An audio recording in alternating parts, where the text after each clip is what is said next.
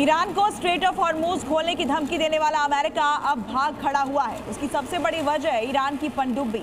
ये हॉर्मूज वाले इलाके में तैनात है, जो हॉर्मूज को अमेरिकी नौसेना का कब्रगाह बना सकती है। समंदर के नीचे छिपा वो खतरा जिससे अमेरिका डर गया है। देख के रिपोर्ट। ईरान पर हमला कर अमेरिका और इजराइल ने सोचा था कि कुछ ही दिनों में उसकी सेना को घुटनों पर ला देंगे।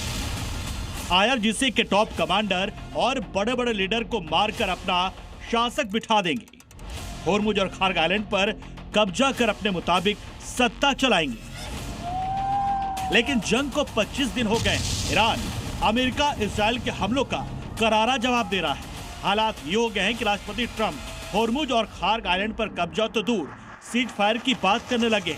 हालांकि कुछ दिन पहले उन्होंने दावा किया था कि वो होर्मुज पर अपना कब्जा कर लेंगे। हालांकि ट्रंप के दावे खोखले निकले, क्योंकि अमेरिका ने फारस की खाड़ी और स्टेट ऑफ होर्मुज में नौसैनिक अभियान से किनारा कर लिया है। यानी एक दिन पहले तक ईरान की होर्मुज जलडमरू मध्य खोलने की धमकी देने वाला अमेरिका अब भाग खड़ा हुआ है। दावा किया गया है कि ट्रंप के इस यूटर्न के पीछे ईरान की वो छोटी पनडुब्बियां हैं जो होर्मुज को अमेरिकी नौसेना का कब्रगाह बना सकती हैं।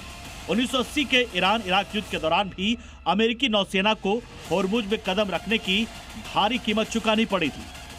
इस बार भी ठीक ऐसा ही होता अगर अमेरिका होर्मुज और खार्ग आइलैंड में सैन्य अभियान के बारे में सोचता, क्योंकि होर्मुज में ईरान की सबसे घातक पनडुब्बी तैनात है, जिसका नाम है गदीर सबमरीन, जो समुद्र तल पर गोता लगा सकती है और ऊपर से गुजरने वाले लक्ष्यों का इंतजार कर सकती है।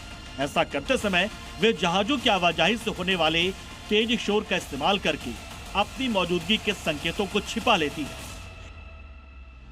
ईरान के पास गदीर क्लास की 23 से ज्यादा पनडुब्बियां हैं, जो कई हथियारों से लैस है, जिसमें जास 2 मिसाइलें भी शामिल हैं। ईरान की पनडुब्बी से लॉन्च होने वाली ये क्रूज मिसाइल है, जिसकी मारक क्षमता 300 किलोमीटर से भी ज्यादा है। यही नहीं, इनमें सुपर कैविटेटिंग टॉर्पीडो भी शामिल है, जो अपने चारों ओर हवा का एक बुलबुला बनाकर 350 किलोमीटर प्रति घंटा की तेज रफ्तार से चल सकता है। इतनी तेज स्पीड की वजह से टॉर्पीडो से दुश्मन के जहाजों का बचना नामुमकिन हो जाता है। जानकारी के मुताबिक ईरान के पास 23 गदीर क्लास पनडुब्बियों में से 10 से 16 पनडुब्बियां अब भी एक्टिव हैं, जिन्हें स्टेट ऑफ हॉर्मुज में तैनात किया गया है, जो अंडर वाटर सुरंगों और समुद्री गुफाओं में है। इन पनडुब्बियों की लंबाई 29 मीटर होती है और इनका वजन करीब 120 से 150 टन होता है, जो शिपिंग लेन में 4 से 8 नौसैनिक माइन बिछा सकती है। इन अमेरिका के सैटेलाइट तक ट्रैक नहीं कर सकते हैं, क्योंकि कुछ ही सेकंड में ये पनडुब्बियां अदृश्य हो जाती हैं। ईरान पहले कह चुका है कि जंग का आगाज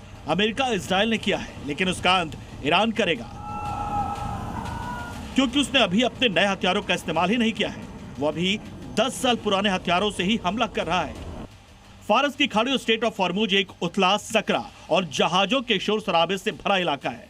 ऐसी जगहों पर बड़ी पनडुब्बियों को काम करने में अक्सर मुश्किल होती है।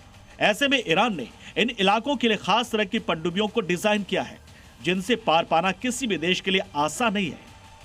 यही वजह है कि होर्मुज हो या फिर खार्ग आइलैंड, अमेरिका का उस पर नियंत्रण करना बिल्कुल आसान नहीं, क्योंकि ये दोनों ईरान की रीढ़ है और इसे ईरान किसी भी कीमत पर जाने नहीं देगा, चाहे उसके लिए कोई भी जोखिम क्यों ना उठाना पड़े।